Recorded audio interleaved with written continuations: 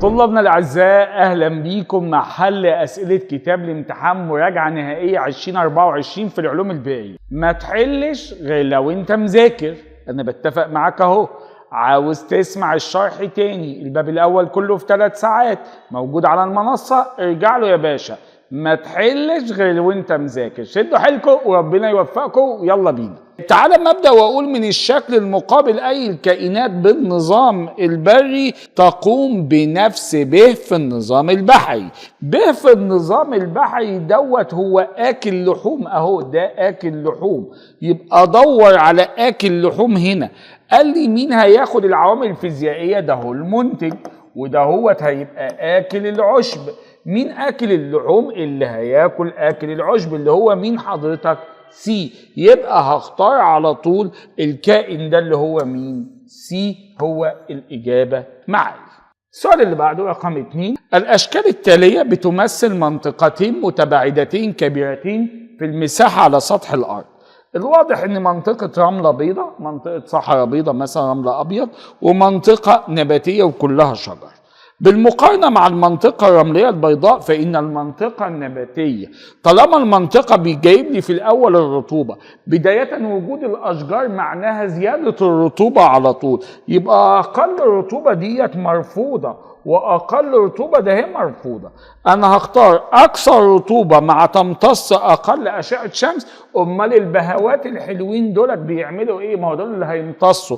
يبقى كده أنا هختار الاختيار المظبوط هو الاختيار د اللي هي بتحتوي على أكبر قدر من أشعة الشمس. ما العلاقات التالية أي العلاقات التالية الصحيحة عن ثبات النظام الأيكولوجي؟ طبعا العلاقة بين الثبات والعدد، فإن ثبات النظام مرتبط بالعدد.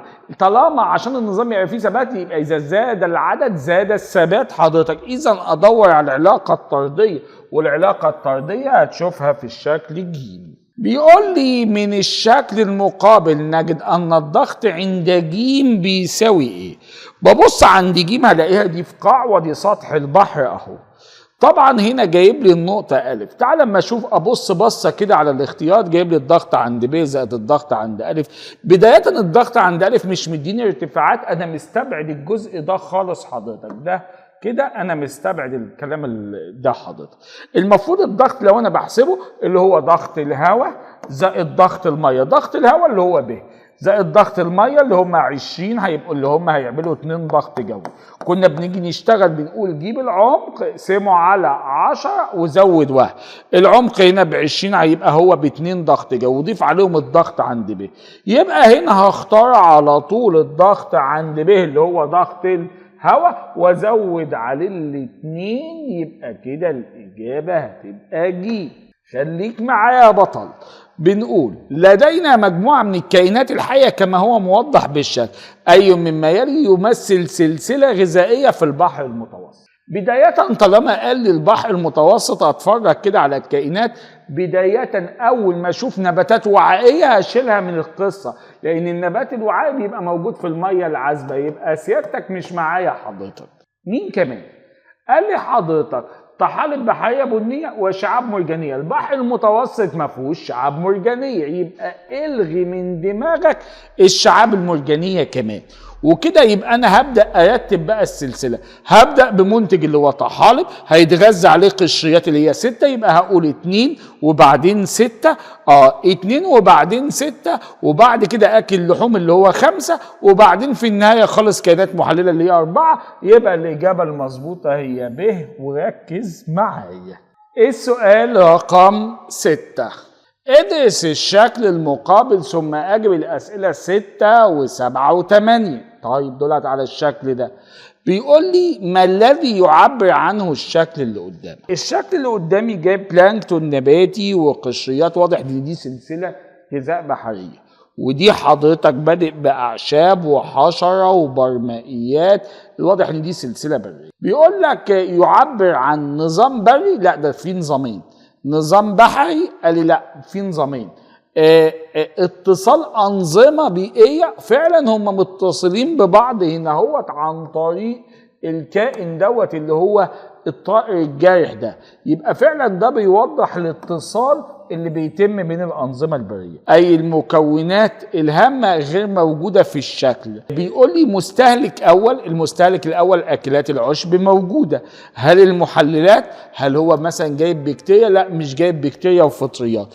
إذا الكائنات المحللة هي الكائنات برضو اللي هو مش موضحها ومش كاتبه. المستهلك الثاني اكل اللحوم، وفعلا دي سلسلتين غذاء موجود. اذا كانت كميه الطاقه الموجوده في العشب هي كام؟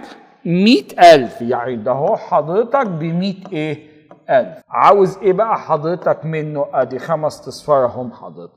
فما اقل كميه طاقه قد تصل لمين؟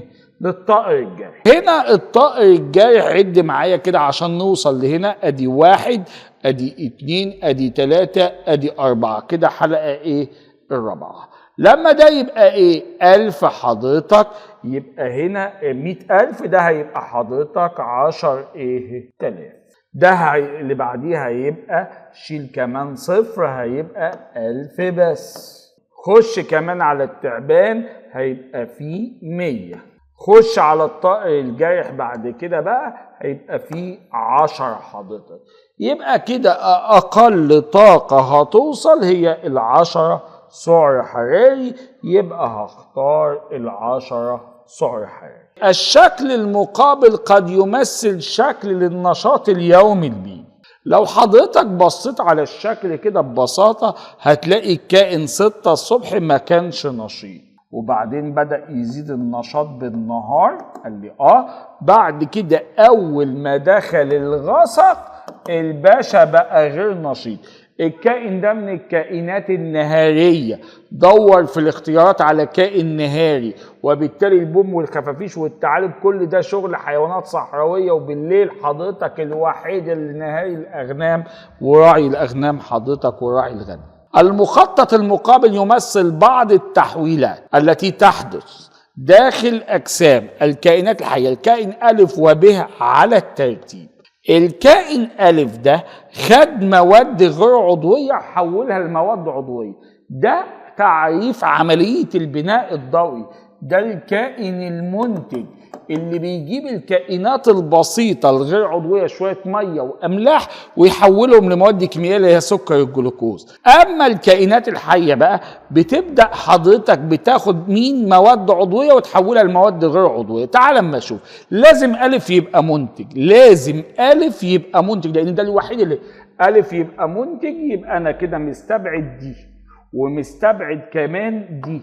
طب حضرتك ب تمشي معاك سمك ولا فطريات؟ مين اللي بياخد المادة المعقدة يحولها لمادة بسيطة؟ دي الكائنات المحللة بتحلل لها العناصر بسيطة.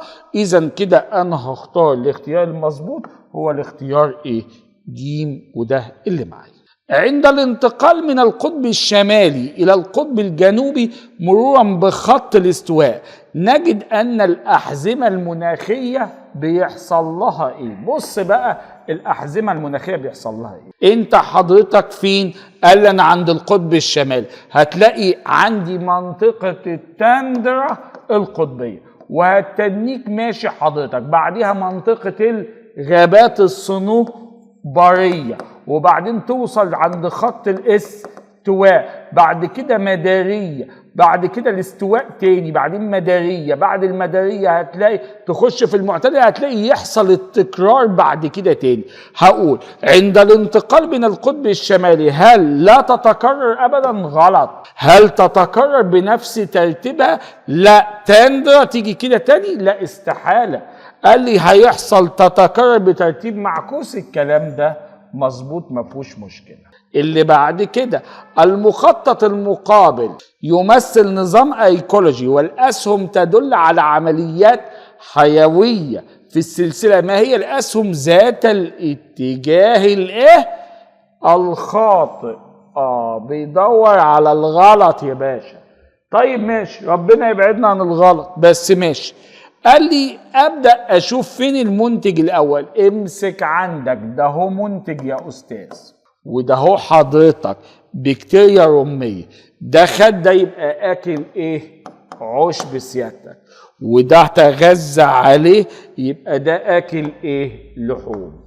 السؤال آكل العشب هيودي الطاقة لآكل اللحوم، هل آكل اللحوم هيدي الآكل العشب؟ السهم ده هو مش مظبوط، 2 ده هي مش مظبوطة. طب بص تاني، قال لي دلوقتي ايه اللي مع 2 كمان؟ هل هي 2 و6 ولا 2 و7؟ بص كده معايا، 6 آكل اللحوم هيروح للبكتيريا، ماشي ده منطقي، لما يموت البكتيريا هتشتغل عليه.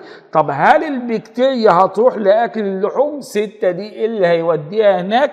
يبقى هم دولت حضرتك الاتنين اللي غلط. طب 5 و8 يا أستاذ ما تمشيش معاك.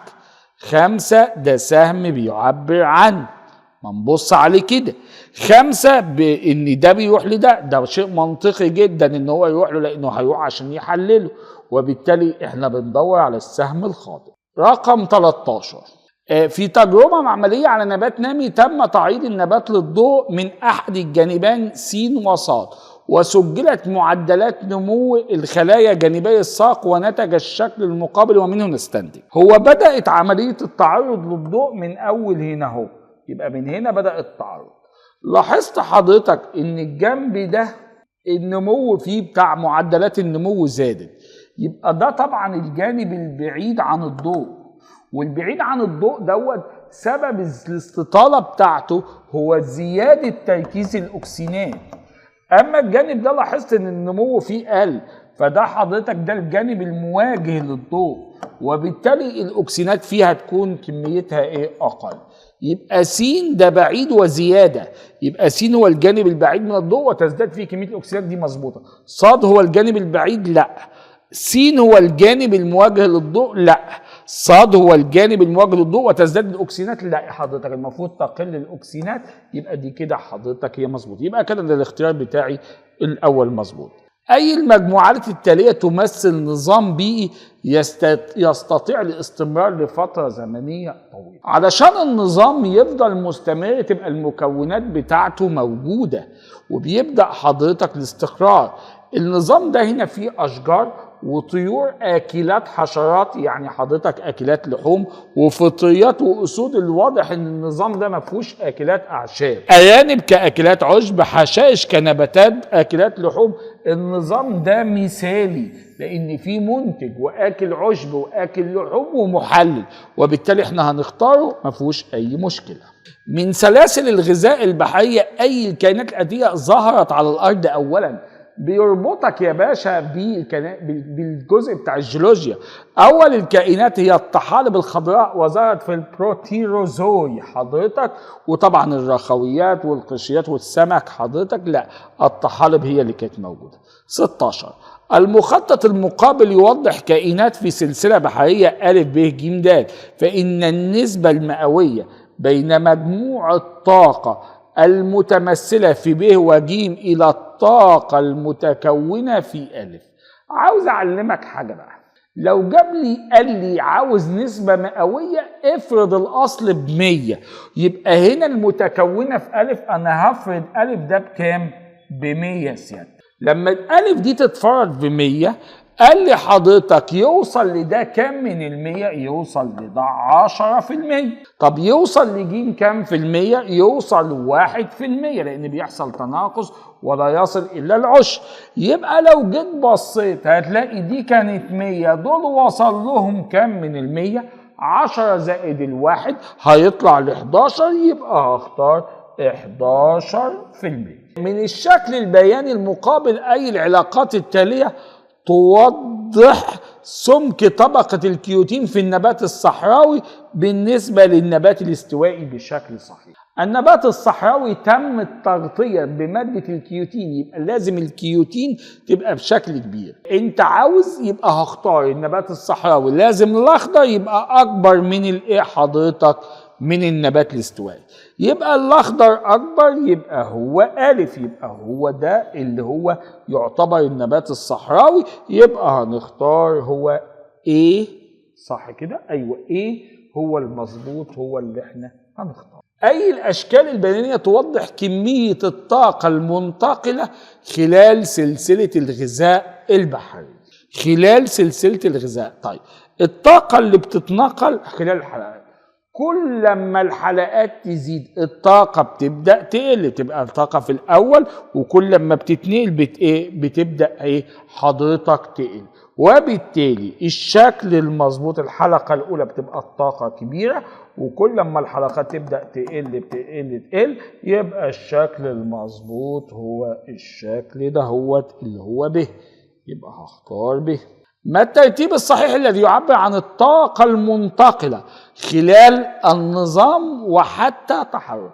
الطاقة المنتقلة هي 10%، أما الطاقة الغير منتقلة أو المفقودة هي 90%. هو بيسألني على الطاقة. طبعا بيدخل لأي نظام طاقة على شكل طاقة ضوئية وتتحول لطاقة كيميائية، ثم أثناء انتقالها من كائن لآخر تتسرب على شكل طاقة حرارية، يبقى ضوئية كيميائية حرارية. دي ترتيبة مظبوطة. بيقول لي هرم الطاقة الغذائي يوضح. أيوة الهرم، ماله الهرم يا عم؟ بيوضح لي إيه؟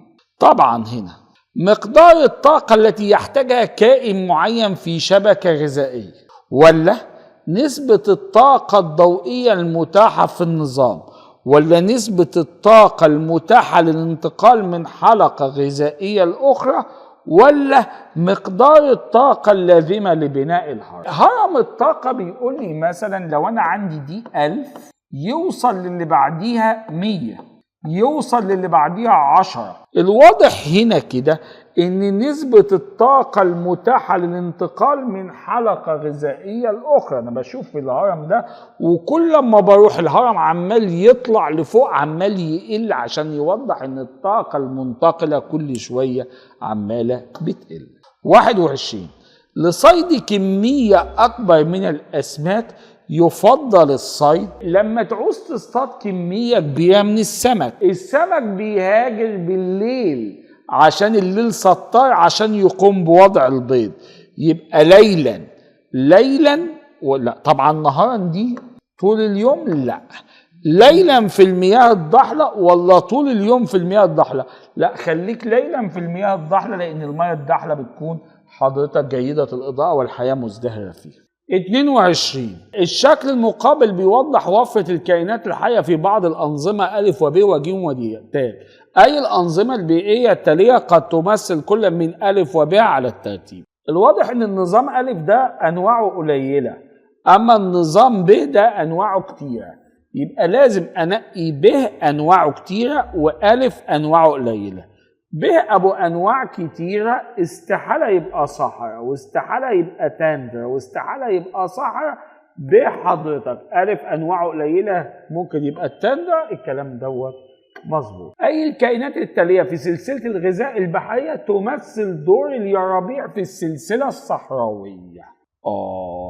اليرابيع بتعمل كدور آكلات عشب، يعني حلقة تانية، وبالتالي هنا هختار كائنات الحلقة التانية، هختار على طول القشريات الدقيقة هي اللي بتلعب دور الحلقة التانية. ادرس المخطط المقابل ثم أجب أي مما يلي يؤدي زيادة حلقاته إلى زيادة طول السلسلة.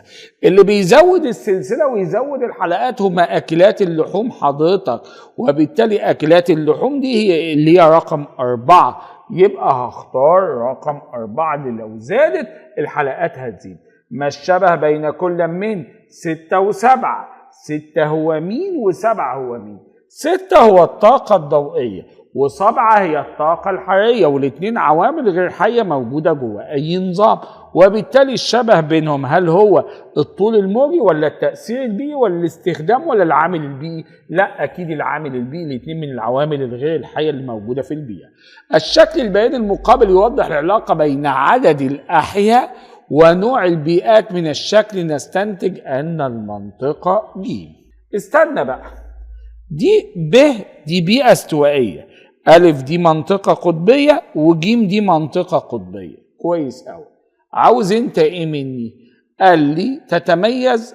بيقول له نستنتج ان المنطقة ج تتميز عن المنطقة ب. ج القطبية عن الب هتتميز بايه؟ ج القطبية هتتميز بالرطوبة الشديدة، ما هو الاثنين رطوبة شديدة. كثافة الاشجار؟ لا، ارتفاع الحرارة؟ لا. اقترابها من الغابات الصنوبرية؟ ان فعلا جيم دي قريبة المنطقة اللي تحتها على طول. لو انت في القطب الشمالي حضرتك هي الغابات الصنوبرية، ده اهم ما يميزها حضرتك. يبقى دي اقترابها من المنطقة الصنوبرية. من خلال المخطط المقابل ماذا يمثل رقم 1؟ حاجة متصلة ما بين البحيرة والواحة. هل البحيرة والواحة بيتشابهوا في نوع النظام البيئي؟ لا. نوع الكائنات المنتجة ده حاجة وده حاجة. الحيز المحدود من الطبيعة وعدد الحلقات. طبعا عدد الحلقات مش هتنفع لان ده بره. اذا هو الحيز المحدود، الاثنين يعتبروا حيز محدود من الطبيعة، الاثنين انظمة ايكولوجية. اذا كان طول المجموع الجذري للنبات صحراوي يساوي 20 متر، فما طول المجموع الخضري؟ 80 بقوا 20، يعني قسمنا على 4، يبقى 3.5 هقسمهم على 4، وبالتالي هيدوك رقم اقل. ده لو 4 على 4 فيها الواحد، يبقى لازم الرقم اللي موجود يبقى اقل من الواحد، يبقى هختار اقل من المتر. ما الشبه بين الهائمات الحيوانية واليرابيع؟ تمثل الحلقة الغذائية الثانية؟ الاثنين حلقة غذائية. وسيلة الحصول على الماء؟ لا. اللي كمية الطاقة التي تحصل عليها؟ استنى. البيئة التي تعيش فيها؟ طبعا الاثنين دولت كده. طبعا انا هختار هي الحلقة الغذائية الثانية. استاذ ما اخترتش ليه كمية الطاقة اللي هتحصل؟ ما بيقولش الناس، لو قال النسبة المئوية للطاقة ماشي، انما اليرابيع بيوصل لها 10% من المنتج. طب للمنتج ده بقى عمل طاقة قد ايه؟ دي القصة، ما انتش هقدر احدد انا الكمية من غير ما يديني ارقام. اي مما يلي يعتبر وجه التشابه بين النظام البيئي البحري والصحراوي؟ عاوز وجه شبه. دائما ما يكون عدد الفرائس اكبر من عدد المفترسات. الفرائس، ما انت عندك الاثنين هرم، والفرائس اللي هم اكلات العشب، دايما اكلات العشب لازم يكونوا اكبر من اكلات اللحوم، لان الهرم بيقول لي كل ما تطلع بيحصل تناقص في العدد، وبالتالي حضرتك انا هختار الموضوع ده صح دايما عشان انت تنظيم هرمي، وبالتالي الحلقة الثانية لازم عددها يبقى اكبر من الحلقة الثالثة، والحلقة الثالثة لازم عددها يبقى اكبر من الحلقة الرابعة. لازم تبقى فاهم الكلام ده، التناقص اللي بيحصل. 31 تنتقل بعض الطيور من اوروبا الى شمال افريقيا في اشهر الخريف وتمكث حتى اشهر الربيع. اي العوامل التالية هي السبب الاساسي في انتقال هذه الطيور؟ طبعا الطيور العامل ان هي بتبحث عن طول فترة النهار. حضرتك هو ده العامل الاساسي في اطلاق الهجرة. هل الحرارة؟ اولا الحرارة دي مرفوضة لان انا مش بشتغل حرارة. انتشار الجليد ونضرة الامطار، ده كل ده. زيادة الضوء في اوروبا ويسيبوه؟ لا يمكن. زيادة عدد الساعات الليل، زيادة عدد ساعات الليل فين؟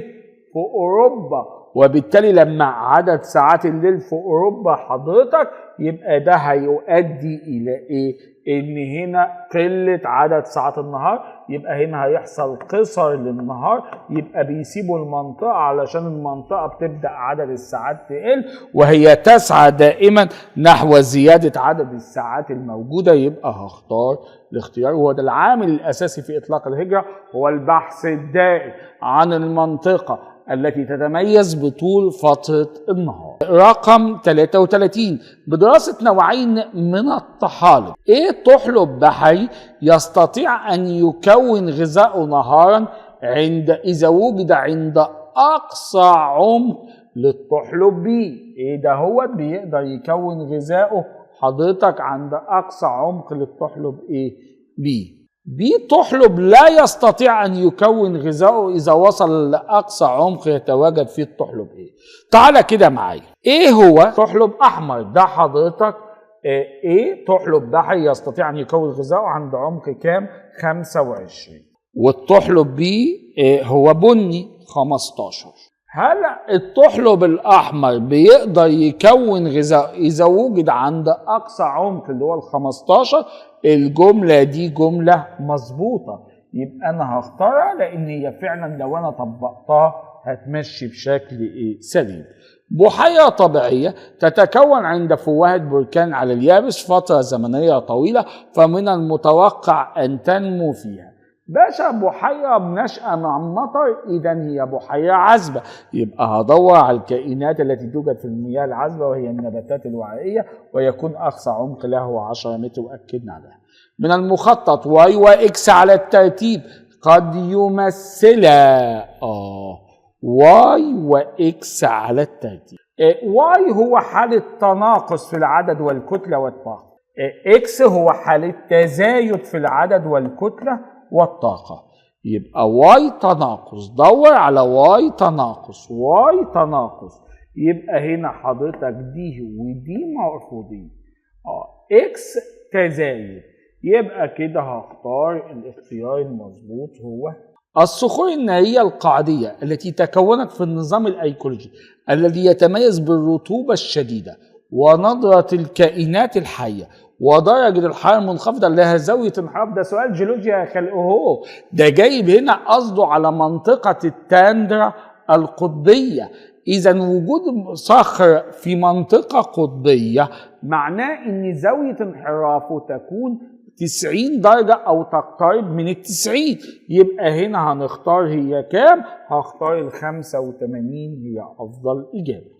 كائنات الحلقة الأولى في سلاسل الغذاء البحرية تكون مصدر لكل دولة ما عدا، تكون مصدر للمواد الهيدروكربونية. أوربوت جيولوجيا سبب الهائمات هي سبب تكوين البترول، لأن احنا عارفين كائنات بحرية نباتية وبحرية دقيقة، يبقى فعلا هي سبب تكوين البترول. الجملة دي مظبوطة، وبالتالي مش هختارها. علف لأن بتجرى البحوث جعلها علف وجعلها غذاء للإنسان، يبقى إن هي تكون فحم، لأن الفحم لازم يكون أصله شجر، لازم الفحم يكون أصله شجر. بيقول أي العبارات الآتية غير صحيح عن سلاسل الغذاء؟ غير صحيح. تكتسب الطاقة الضوئية وتفقد الطاقة الحرارية، الجملة دي مظبوطة. الطاقة الضوئية تعتبر مصدر لجميع صور الطاقة، الجملة دي مظبوطة. تستعيد عناصرها الغذائية لوجود المحللات، الجملة دي مظبوطة. خلاص اختار الأخرانية. تستفيد من الطاقة الحرارية المفقودة؟ لا يا باشا، ما بتستفيدش من الطاقة الحرارية المفقودة، يبقى هختار دالي. 38 أي العبارات الآتية غير صحيح إيه عن إيه بالشكل؟ غير صحيح. تتواجد في نفس المكان. هل الكساء الخضري والهائمات النباتية تتواجد في نفس المكان؟ هو حضرتك فعلا دي صح. تمثل الحلقة الأولى مظبوط. تعتمد على الضوء كمصدر للتكوين مظبوط. من العوامل الحية في النظام مظبوط. يبقى تواجدها في نفس المكان هي دي الإجابة. أي مما يلي يحدد العمق الذي تغوص فيه القشريات البحرية الهائمة نهارا؟ طبعا هي بتهاجع علشان تهرب من الأشعة الفوق بنفسجية، وجي بعد كده قال ان الأشعة الفوق بنفسجية دي أشعة قصيرة الموجة، وبالتالي هنا درجات الحرارة مش معايا، المحتوى الملحي مش معايا. موجات ضوئية طويلة غير مرئية؟ لا، هو الضوء الأزرق البنفسجي هي موجات غير مرئية ولكنها قصيرة الموجة، وهي اللي بتسبب زرقة مياه البحار. بيقول لي الحشائش الحولية الصغيرة بالصحراء تظهر أثناء إيه؟ الحشائش الحولية تظهر في موسم الشتاء في الفصول الشتوية المطيرة. انتشار السلاحف الصحراوية؟ لا حضرتك قال لي اهو وجود البذور تحت التربة، كل ده يبقى كتير مظبوط. العلم الذي يختص بكيفية استخدام الكساء الخضري المؤقت للضوء يختص بدراسة ما يحدد الحياة وكيفية استغلال الكائن الحي لما هو متاح له حيث يعيش. هو ده تعريف علم الأيكولوجي، وسؤال جميل. العلم الذي يوصي بعدم إقامة المصانع في المناطق السكنية، وده لحماية البيئة. من علم البيئة هو الحفاظ على البيئة وتحسينها وحسن، يبقى ده حضرتك هو علم الطاقة الداخلة إلى الغابة والمتسربة منها تتبع على الترتيب العوامل. الطاقة الداخلة هي طاقة من العوامل الفيزيائية، والطاقة الخارجة هي عوامل فيزيائية، يبقى الاثنين فيزيائيتين، يبقى هقول له فيزيائية وفيزيائية. أي مما يلي يلزم توفر الحصول على أقصى إنتاج من بيض الطيور. بيض الطيور محتاج طول فترة نهار علشان يزود النشاط، وبالتالي حضرتك فترة إضاءة طويلة هي الإجابة المظبوطة. في أعماق بحيرة إيدكو تكون درجة الحرارة. أي بحيرة دايما المية السطحية بتبقى واخدة من الجو، وبالتالي حضرتك الأعماق بتبقى منخفضة عن السطح صيفا. أيوة فعلا الأعماق منخفضة عن السطح صيفا، الجملة دي مظبوطة. منخفضة عن السطح شتاء، لا بتبقى مرتفعة عن السطح شتاء. قال لي مرتفعة عن السطح صيفا. بص يا أستاذ، هي البحيرة لو أنت في الصيف، هو كل الإجابة على الصيف، هي هنا على الصيف. الصيف بتبقى مرتفعة وتحت منخفضة. في الشتاء اللي فوق بتبقى منخفضة واللي تحت مرتفعة، فهي حضرتك بتبقى منخفضة عن السطح صيفا. هي دي الإجابة المظبوطة. 46.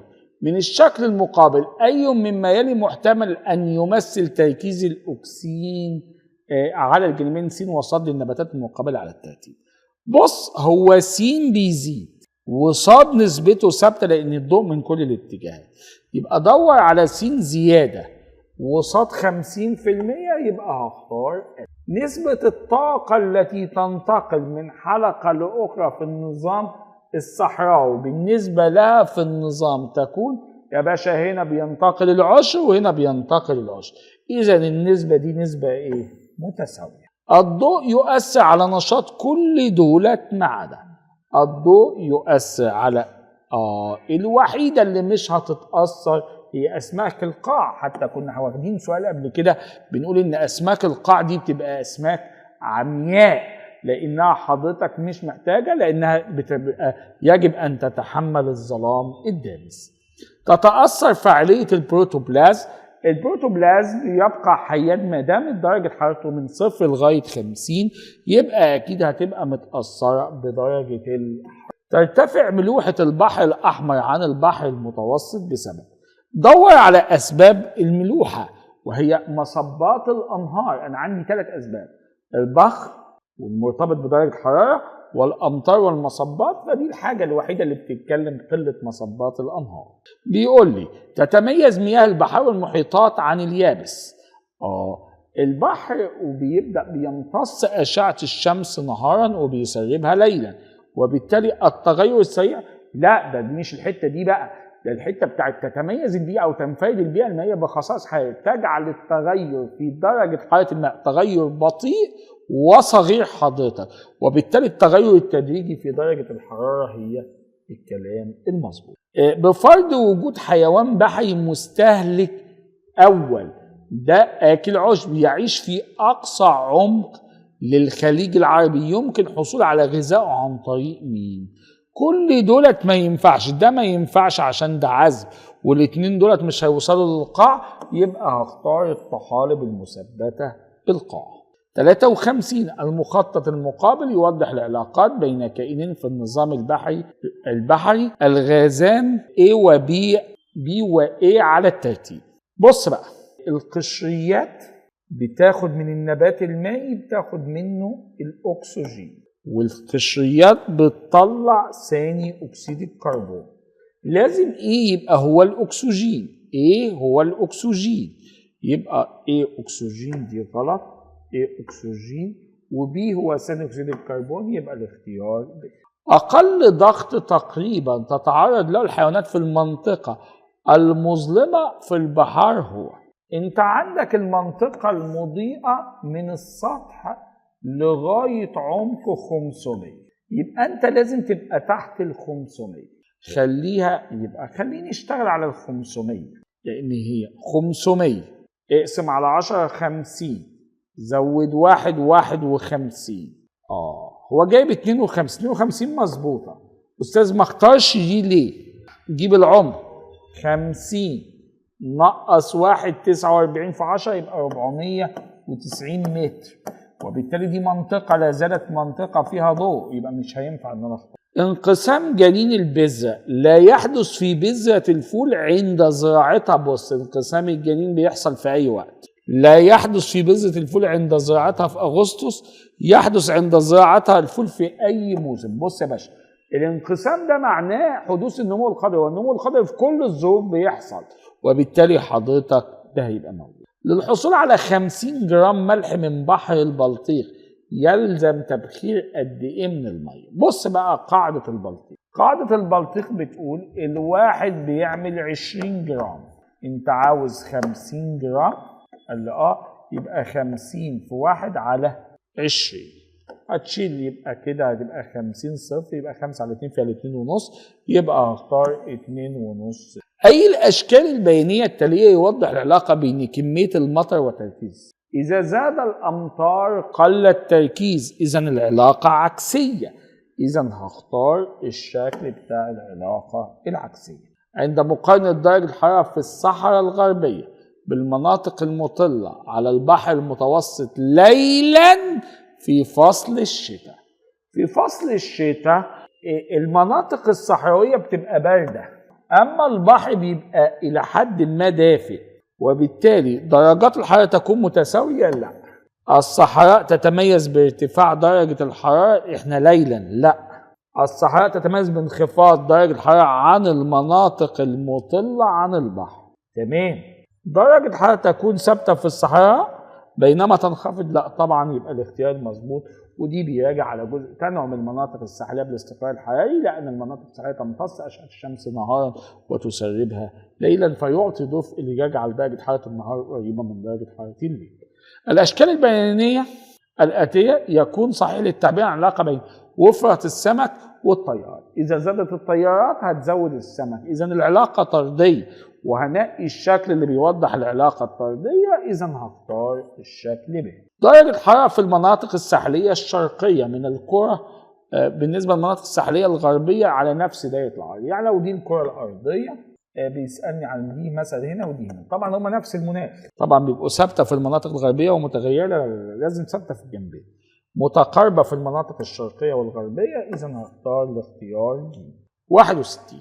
أي الأشكال البيانية الآتية يوضح العلاقة بين الطول الموجي للضوء والعرض. كل ما هتنزل لتحت يبقى يزداد العمق يقل الطول الموجي، لأن الضوء الأزرق بيبقى القصير هو اللي تحت، إذا العلاقة عكسية، إذا هختار الشكل بيوضح العلاقة العكسية، يبقى هختار الشكل دي. أي الموجات الضوئية بالشكل المقابل يستفيد منها النبات. النبات بيستفاد من 300 من اول هنا اهو حضرتك بيستفاد، وبالتالي اللي هيستفاد منهم دولت اللي هم ب وج، هم دولت اللي هيستفاد منهم ب وج، يبقى هختار الاختيار. ادرس الشكل المقابل. اي هذه ملائم للنمو الخضري. بص يا استاذ، النمو الخضري بيحصل في كل الظروف، مش فارقه معاها الاضاءه، وبالتالي حضرتك في جميع المواسم يحدث النمو الخضري. أنا بخاف من الإزهار والإسمار. أي هذه العلاقات ملائم لحدوث الإزهار صيفا. أنت عاوز في الصيف عاوز تنقي نهار طويل وإظلام قصير، يبقى لازم البرتقاني دوت يبقى هو الطويل والإظلامي هو اللي يبقى الإيه قصير، يبقى هختار ألف هي المظبوطة، يبقى هختار ألف. أي مما يلي له الدور الأساسي في تكوين الطاقة الكيميائية في قاعدة الغذاء. فكرة تكوين الطاقة إن هي بتاخد شوية مية وثاني أكسيد الكربون وبعض الأملاح إذا كانت متاحة، وبالتالي حضرتك هنختار ثاني أكسيد الكربون والأكسجين، مش عاوزة أكسجين مية وحرارة، لأ، أملاح نترات وكلوريد صوديوم. كل ده كله كلام بسيط. رقم د الإجابة المظبوطة. تكون الإضاءة في قاع الخليج العربي عمقه 80، والإضاءة تكون جيدة حتى عمق 200 متر، إذا الخليج العربي كله إضاءته بتتميز أنها إضاءة جيدة. البحر الناتج من تفتق قارة أفريقيا بعد مرور 100 سنة باشا قارة افريقيا بيتكلم على البحر الاحمر، وهنقي عمق البحر الاحمر حضرتك ونجد ان هو بيتسع لانه امبيريو اوشن او محيط وليد، وبالتالي حضرتك هنا اختار عمقه ويزداد اتساعه 2.5 سنتي كل سنة. عند هبوط سمكة من سطح بحيرة على ارتفاع 5.5 كيلو من سطح البحر، قال لي هنا ضغط الهواء هتعامل معاه ان هو بنص الى عمق 20 في البحيرة. قال لي تمام، فان الضغط الواقع عليها من السطح لهذا العمق يزيد بمقدار. هي كانت نص عشان هي على السطح، نزلت على عمق 20 هتبقى 2.5. قال لي يبقى كده زاد 2، يبقى هختار 2 ضغط جوي. حركة المد والجزر ليس لها دور، يعني هي بتأثر في 3 حاجات وفي حاجة مش بتأثر. حمل الفتات بعيد عن الشاطئ جيولوجيا. تكوين العينات المدرجة كلام مظبوط ومحترم. نشاط أحياء القاع لا، ده بتأثر على أحياء الشواطئ البحرية، وبالتالي أنا هختار الاختيار دوت. الكائن الحي الذي يعتبر ضمن الحلقة البحرية الأولى لأكلات اللحوم. أكلات اللحوم هو الحلقة الأولى أول كائن أكلات اللحوم. حضرتك عندك الرخويات، ولا الديدان دي أكلات عشب، الحيتان دي حلقة 6، السمك الكبير حلقة 4، يبقى هختار الرخويات.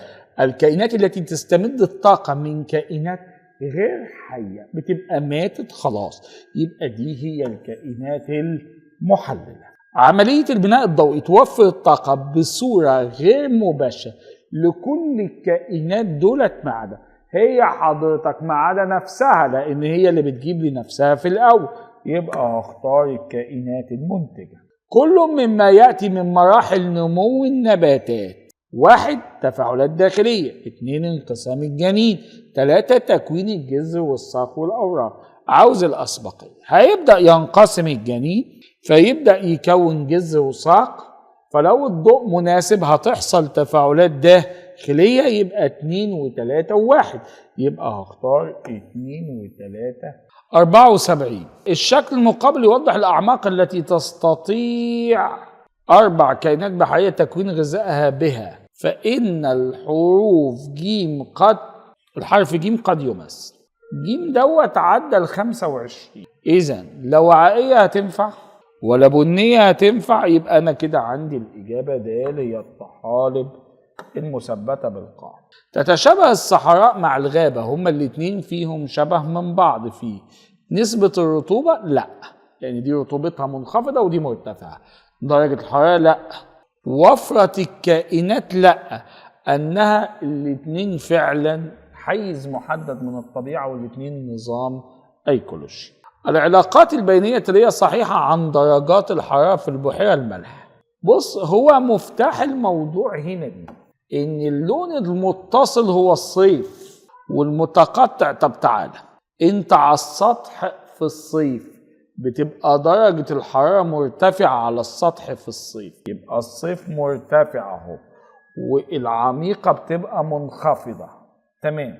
وفي الشتاء السطح بيبقى منخفض، ويبقى ده الشكل به هو المظبوط. مقارنة بفصل الصيف تتميز الغدد الجنسية خلال فصل الخريف. فصل الخريف بيتميز بنقص النهار، يبقى أقل نشاطا، يبقى قلة نشاطها، يبقى هختار قلة نشاطها. ينعدم النشاط الحيوي لبعض الأحياء الجسم القواقع في خلال فصل.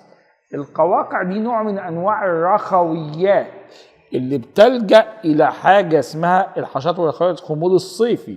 إذا الكلام ده هيكون في فصل الصيف. الكائن الصحراوي الذي قد يصل إليه نسبة من الطاقة تعادل 1% من المنتج، يبقى ده أكيد آكل لحوم، لأن معنى أنه وصل ل1% يبقى ده 100، الأكل عشب 10، ال1% يبقى هختار آكل اللحوم، يبقى هختار التعبان د. تقوم الدولة بإنشاء محطات للحصول على طاقة الشمس والوقود. هذه المحطات تتبع البيئة. مراكز إنتاج الطاقة تعتبر بيئة تكنولوجية، وبالتالي هختار هي البيئة التكنولوجية. أي من هذه المكونات الذي يحدد نوع الحياة داخل النظام؟ دور على حاجة غير حية. يبقى هنا حضرتك حاجة غير حية، يبقى هقول مثلا الضوء، لأنه هو الوحيد اللي من العوامل غير الحية. عند ظهور ضوء الفجر تختبئ الذئاب، تنام بقى. لذا فهي دي من الكائنات الليلية، كائنات ليلية حيث تنشط ليلا ويقل نشاطها في الفجر، عشان كده عمل. طبعا هي مش هتنفع، يبقى هنختار ليلية. من الشكل البياني المقابل ما الذي قد يدل عليه س وصاد؟ استنى، قال لي في الصيف س ما شاء الله، ونام في س في الشتاء نام، يبقى دي حالة بيات شتوي. وده بقى في الشتاء ما شاء الله ونام في الصيف، يبقى ده خمول صيفي. يبقى اشتغل بقى س بيات شتوي، يبقى س لازم يكون حد من بتوع البيات الشتوي. س بيات شتوي دي غلط، س بيات شتوي دي غلط دي. س سلاحف، صاد حشرة صحراوية، خمول صيفي، تبقى دي مظبوط. يبقى هختار الاختيار المظبوط. الكائنات المستهلكة التي بدأ ظهورها في العصر الديفوني لكي تواجه الحرارة غير الملائمة يجب أن تلجأ إلى العصر الديفوني كان سيادة الأسماك وبداية الحشرات، وبالتالي مع الحرارة غير الملائمة فإنها بتلجأ إلى حالة اسمها الخمول الصيفي. أي العبارات الآتية صواب بالنسبة للإنسان. الإنسان جزء من النظام الأيكولوجي ويؤثر فيه، مظبوط. الإنسان جزء من النظام ولا يؤثر، أمال بيعمل إيه؟ الإنسان ليس جزء، لا، الإنسان جزء ويؤثر. العلم الذي يهتم بالحفاظ على الموارد المعدنية وعدم إهدارها، الحفاظ على البيئة وتحسينها وحسن الانتفاع، كل ده هو علم البيئة. الأسئلة دي جميلة قوي، بتظبط حاجات أنت ما كنتش فاهمها. التفاعل بين الأحياء وغير الأحياء في البحر المتوسط، يا خلقه طالما حدد لك منطقة بعينها، حيز محدد من الطبيعة، يبقى أنت بتتكلم عن نظام أيكولوجي.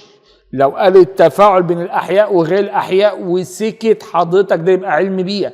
إنما طالما حدد حيز محدد يبقى نظام أيكولوجي. دراسة المخطط المقابل في الغلاف الحيوي يتبع قال لي بص يا أستاذ، هو دي حاجات غير حية ودي حاجات حية، وبيحصل بينهم تفاعل. التفاعل بين الكائنات الحية وغير الحية ولم يحدد منطقة بعينها. إذا الإجابة هو علم البيئة. 3 أسئلة ورا بعض 100% يظبط الكلام الواضح.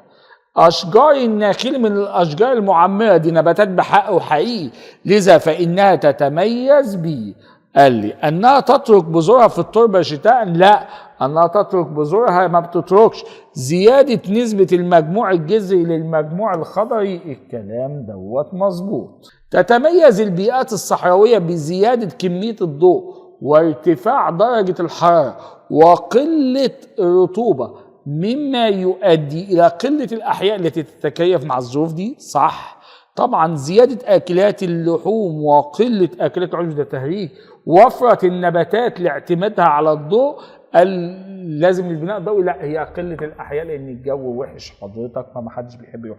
قيام النباتات باستخدام ثاني أكسيد الكربون الناتج من الأحياء في عملية التمثيل الضوئي يعتبر مثالا دي. لما كائن يستخدم ثاني أكسيد الكربون من الأحياء فهو مثال لاستخدام الفضلات. عندما يؤثر المناخ بموجة حارة على بيئة زراعية لفترة زمنية قصيرة، هنا في تغير بسيط، فالنظام يختل وينشأ توازن جديد، ولا النظام يتأثر ولكن سرعان ما يعود لوضعه الأصلي، لأن هنا التغير كان تغير بسيط. جميع الكائنات الآتية من البلانكتون آكلات العشب ما عدا اليرقات، الرخويات، الأوليات، القشرات الدقيقة. طبعا الرخويات دي حلقة 3 أكلات لحوم، يبقى هختار. حدث جفاف في منطقة زراعية ما لعدم سقوط أمطار لسنوات، مما أدى لعدم نمو النباتات، ولكن بعد سقوط الأمطار عادت النباتات للنمو مرة أخرى. يعرف في ذلك هو التعقيد، التنوع، الاستقرار، التباين. ده هنا حضرتك قدرة النظام انه يرجع للوضع مرة اخرى، ده هو قمة الاستقرار. بيقول لي النموذج الذي امامك يمثل نظام صحراوي، فان الحرف س من الممكن ان يكون. ده نظام صحراوي جميل، دي اعشاب ودي اكلات اعشاب، يبقى ده هو اكل لحوم. يبقى دور على اكل لحوم يا باشا. خلينا في الكلام ده كله، التعابين هي اللي اكلات لحوم اللي موجوده هنا. 96 الارتفاع عن سطح البحر الذي لا يوجد عليه حياه تقريبا هو حوالي، بص لازم يزيد عن 14 كيلومتر لان هو دي الحدود، وبالتالي هختار 20 كيلومتر. 97 الشكل المقابل يمثل هرم طاقة في البحر المتوسط، ما الذي تمثله كل من الكائنات بي وجي. فين بي؟ اللي بي اهو. فين جي؟ اللي ده اكل لحوم وده منتج، يبقى دور على منتج في البحر المتوسط. قال لي بص بقى، هائمات نباتية وحيوانية؟ لا. هائمات نباتية وقشريات دقيقة؟ لا. عاوز اكل لحوم. طحالب وسمك تمشي معاك، وبالتالي هنختار دي. يبلغ متوسط ملوحة البحر الأحمر حوالي 40 جرام لتر، وتدل العبارة على، طبعا دي ملوحة، أحد العوامل الإحيائية؟ لا، أحد العوامل غير الحية الموجودة وهي عوامل كيميائية. مظبوط. قال لي حضرتك قلة الأمطار وانخفاض درجة الحرارة، أنا معترض على انخفاض درجة الحرارة. زيادة الأمطار يبقى أحد العوامل غير الحية هي الأصح. الغلاف الحيوي لا يضم كل الغلاف المائي، كل الغلاف المائي معايا، الطبقات السفلى من الغلاف الهوائي معايا، القشرة الأرضية معايا، الطبقات العليا من الغلاف الهوائي هي دي اللي مش معايا حضرتك، اللي هو الجزء ده. ماشي. تبلغ نسبة الملوحة في بحر الشمال، بحر الشمال حضرتك ضعف ملوحة البلطيق؟ نفس. ضعف ملوحة الخليج؟ لا، نص ملوحة البحر الأحمر؟ مظبوط.